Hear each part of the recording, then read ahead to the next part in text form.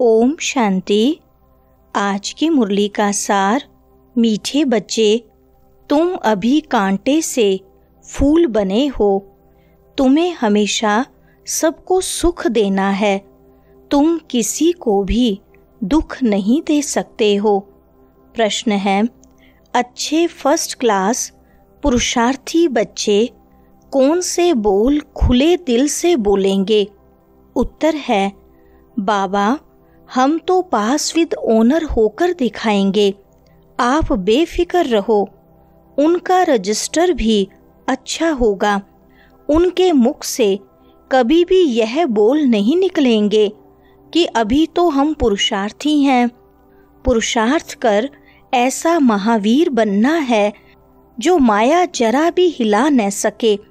सुनते हैं मुख्य पॉइंट्स। पहली पॉइंट, पुरुषोत्तम अक्षर का अर्थ भी मनुष्य नहीं जानते। ऊंचते ऊंच सो फिर नीचते नीच बने हैं। पतित और पावन में कितना फर्क है। देवताओं के जो पुजारी होते हैं वह खुद वर्णन करते हैं, आप सर्वगुण संपन्न विश्व के मालिक। हम विषय वैतरणी नदी में गोता खाने वाले हैं। कहने मात्र सिर्फ कहते हैं, समझते थोड़ी हैं। ड्रामा विचित्र वंडरफुल है। ऐसी ऐसी बातें तुम कल्प कल्प सुनते हो। बाप आकर समझाते हैं। दूसरी पॉइंट, जिनका बाप के साथ पूरा लव है उनको बहुत कशिश होती है। अब आत्मा बाप को कैसे मिले? मिलना होता है साकार में। निराकारी दुनिया में तो कशिश की बात ही नहीं। वहाँ तो हैं ही सब पवित्र, कट निकली हुई है।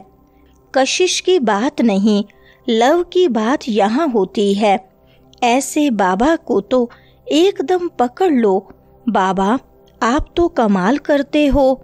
आप हमारी जीवन ऐसी बनाते हो। बहुत लव चाहिए। लव क्यों नहीं है? क्योंकि कट चढ़ी हुई है। याद की यात्रा के सिवाय कट निकलेगी नहीं। इतने लवली नहीं बनते हैं। तीसरी पॉइंट, तुम फूलों को तो यहाँ ही खिलना है, फूल बनना है, तब फिर वहाँ जन्म जन्मांतर फूल बनते हो। कितनी खुशी होनी चाहिए। हम कांटे से फूल बन रहे हैं। फूल हमेशा सबको सुख देते हैं। फूल को सब अपनी आँखों पर रखते हैं, उनसे खुशबू लेते हैं। फूलों का इत्र बनाते हैं, गुलाब का जल बनाते हैं। बाप तुमको कांटों से फूल बनाते हैं तो तुम बच्चों को खुशी क्यों नहीं होती है? बाबा तो वंडर खाते हैं। शिव बाबा हमको स्वर्ग का फूल बनाते हैं। चौथी पॉइंट, तुम भी समझते हो हम बाबा द्वारा पढ़कर विश्व के मालिक बनते हैं। तुम्हारी पढ़ाई है फॉर फ्यूचर। फ्यूचर के लिए पढ़ाई कब सुनी है? तुम ही कहते हो हम पढ़ते हैं नई दुनिया के लिए, नए जन्म के लिए। कर्म अकर्म विकर्म की गति भी बाप समझाते हैं।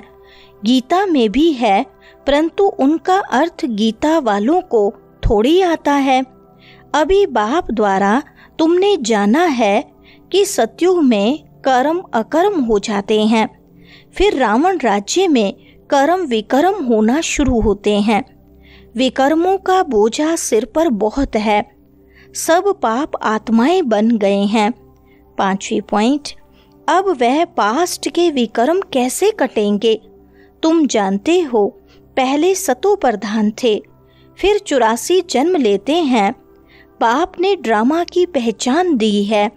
जो पहले पहले आएंगे, पहले पहले जिनका राज्य होगा वही 84 जन्म लेंगे। फिर बाप आकर राज्य भाग्य देगा। अभी तुम राज्य ले रहे हो। समझते हो हमने कैसे 84 का चक्र लगाया है। अब फिर पवित्र बनना है। बाबा को याद करते करते आत्मा पवित्र हो जाएगी। फिर यह पुराना शरीर खत्म हो जाएगा। बच्चों को अपार खुशी होनी चाहिए। छठी पॉइंट, मैगजीन में भी अच्छी अच्छी पॉइंट्स निकलती रहती हैं। हो सकता है रंगीन चित्रों की भी मैगजीन निकले, सिर्फ अक्षर छोटे छोटे हो जाते हैं। चित्र तो बने हुए हैं, कहाँ भी कोई बना सकते हैं। ऊपर से लेकर हर एक चित्र का एक्यूपेशन तुम जानते हो, शिव बाबा का भी एक्यूपेशन तुम जानते हो। बच्चे बाप का ऑक्यूपेशन जरूर बाप द्वारा ही जानेंगे ना। तुम कुछ भी नहीं जानते थे। छोटे बच्चे पढ़ाई से क्या जाने। 5 वर्ष के बाद पढ़ना शुरू करते हैं, फिर पढ़ते पढ़ते कई वर्ष लग जाते हैं ऊंच इम्तिहान पास करने में। 7वें पॉइंट, तुम हो कितने साधारण और बनते क्या हो विश्व के मालिक। तुम्हारा कितना श्रृंगार होगा। गोल्डन स्पून इन माउथ, वहाँ का तो गायन ही है। अभी भी कोई अच्छे बच्चे शरीर छोड़ते हैं तो बहुत अच्छे घर में जन्म लेते हैं, तो गोल्डन स्पून इन माउथ मिलता है। इन एडवांस तो जाएंगे ना कोई पास। निर्विकारी के पास तो पहले पहले जन्म श्री कृष्ण को ही लेना है। बाकी तो जो भी जाएंगे वह विकारी पास ही जन्म लेंगे, परंतु गर्भ में इतनी सजाएं नहीं भोगेंगे। बड़े अच्छे घर में जन्म लेंगे। सजाएं तो कट गई, बाकी करके थोड़ी होंगी, इतना दुख नहीं होगा। 8वें पॉइंट, आगे चल देखना तुम्हारे पास बड़े बड़े घर के बच्चे प्रिंस प्रिंसेस कैसे आते हैं। बाप तुम्हारी कितनी महिमा करते हैं। तुमको हम अपने से भी ऊंच बनाता हूँ। जैसे कोई लौकिक बाप बच्चों को सुखी बनाते हैं, 60 वर्ष हुए बस खुद वानप्रस्थ में चले जाते हैं, भक्ति में लग जाते हैं। ज्ञान तो कोई दे न सके। ज्ञान से सर्व की सद्गति मैं करता हूँ। तुम्हारे निमित्त सबका कल्याण हो जाता है, क्योंकि तुम्हारे लिए जरूर नई दुनिया चाहिए। तुम कितने खुश होते हो। 9वीं पॉइंट, बाबा तो कहते रहते हैं हिम्मत करो। दिल्ली जैसे शहर में तो एकदम आवाज फैल जाए। दुनिया में अंधश्रद्धा की भक्ति बहुत है। सतयुग त्रेता में भक्ति की कोई बात होती नहीं, वह डिपार्टमेंट अलग है। आधा कल्प ज्ञान की प्रारब्ध होती है।